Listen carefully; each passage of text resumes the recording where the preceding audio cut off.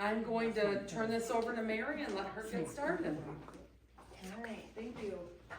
I'll be honest with you right now, I'm a little shook after that presentation, only because I've been hospitalized and now I realize how messed up it really was. I know from my experience and now knowing it from the other side, I was a little taken back by that. But okay, so like I said, my name is Mary Vermeulen. I am a NAMI In Our Own Voice presenter. So the In Our Own Voice program is for presenters to share their lived experience with a mental illness. And so I'm going to share with you before my hospitalization, what got me there, and then how I got to this point. So just a little bit about myself. I'm going to try to be quick for you guys. I didn't really have a long presentation, but I know we're running a little late. So I have been married to my husband for 11 years, almost 11 years. And those are my two babies, Addison, who is 10, and Cooper, who's 9. We have a cattle herd just south of Prophetstown is where we live at. And I'm a really crafty person. I've always been really creative. And so I use that kind of as not only my hobby, but my outlet. So just a little bit about myself before we get into this. I do want to let you know, because of this, the nature of this subject, I am going to be raw and honest with you about feelings. So if you feel like you just need to step out for a minute, we have an office, like Maggie said, on the other side. Feel free to go over there. Someone might follow you just to double check you're okay, but I just want to give you guys prepared that I'm going to talk about those things. So I'm going to use the slideshow because I think it's my pictures really talk louder than words, because you're going to really see a slideshow of how my family has progressed over time, you know, my kids, how that looked, and so I really like using the pictures to really show how that goes. So I'm no stranger to mental illness. I have had depression and anxiety probably before I even realized what it really was. I have childhood trauma and abuse. My first suicidal attempt was when I was 14 years old.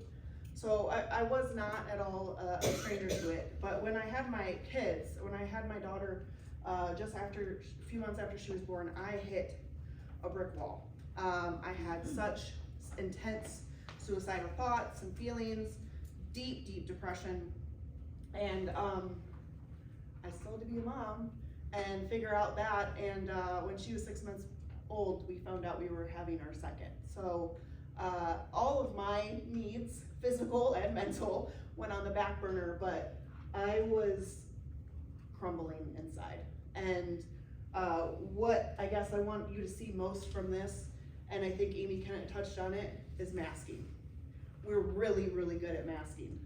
You're gonna see a very happy family and new mom, but I can tell you that's not how I was feeling inside at all, not one bit. I questioned whether or not I even wanted my children at one point, because I was that depressed.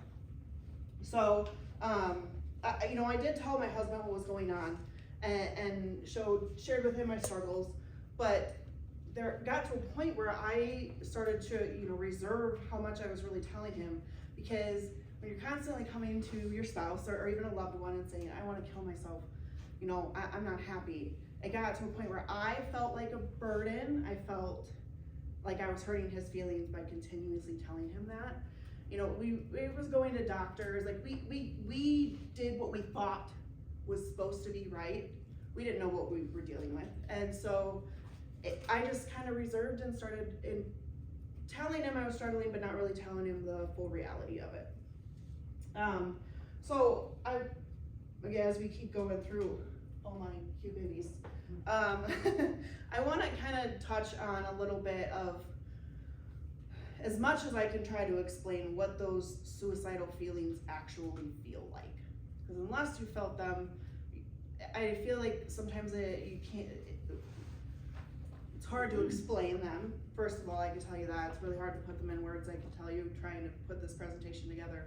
But also, understanding them can be difficult too. So common ones, like Amy explained, hopelessness. That's kind of just feeling like this is not not going to end. Like, this is how it's going to feel forever. Worthlessness, feeling like you are not worth anybody's time or energy. You're not even worth the meal that's in front of you. You are not worth the house that you're in, the bed you're in, like literally even the necessities, you don't feel like you're worth enough for that. I talked about burden. I even felt like a burden to my kids, and they didn't even know what the heck was going on. I felt like I was being a burden because I wasn't being the best mother to them that they deserved.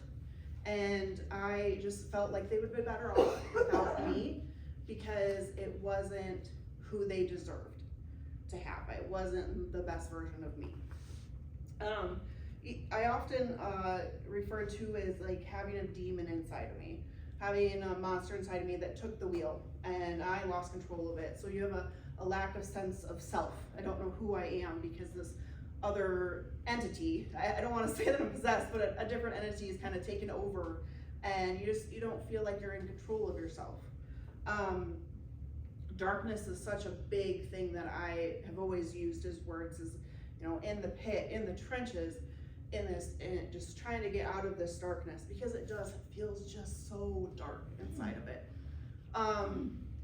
The other thing I like to explain, not only for suicide, but for mental health, feeling like you're drowning, and not just drowning on a regular sense, but drowning where you're like an inch away from the surface, and you can still see people like interacting with you and talking to you, and you can't get quite to the top where you can breathe air, but you're not really like sinking, you're just treading water, and you're like freaking out here, like, why aren't you people seeing that I'm drowning here? And it's constant, consistent, and it's pounding at you every single day, and it's not something that you can put down and walk away from. You're walking around with it in your brain all the time, and that's where it gets to the point where you just feel like giving up, and that's where I want to give up to the point where I want to make it stop, and I want to make it stop by killing myself. So that's where that leads to, and those thoughts just continue and continue until you get to that point. And that's where attempts happen. That's where, you know, if they're vocalized about it, that's when you want them to go to the hospital. So I just want to kind of give you, I mean, I feel like that was a lot, but just give you like a sense of really how heavy that is. It really is heavy to carry around, and it's especially heavy to carry around when you're not telling anybody about it.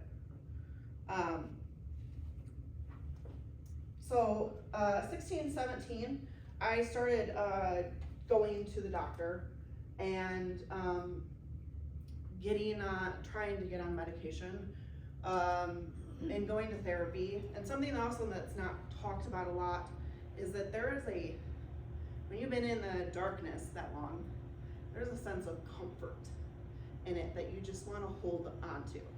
So it's the same feeling as, you know, you're a happy person and you go through a sad phase. That's an uncomfortable feeling. Well, when you're kind of always sad and you get happy, that's an uncomfortable feeling. And so there was kind of a wall that I was blocking when it came to therapy that was hard for me to knock down, because I was comfortable in what I had been feeling for several years. With the medication, it was constantly making everything worse. Worse as in I was having worse suicidal thoughts and anxiety with every medication I was taking. And like Amy had said, I was taking every single SSRI or SSNI probably every 2 weeks. I tried them all. And so I was really feeling defeated with the medication. I was feeling defeated with the therapy, and I just said, I'm just gonna take care of this by myself. I can figure this out. If they can't do it, I can figure it out, right? Worst decision I've ever made in my life. Worst decision I've ever made.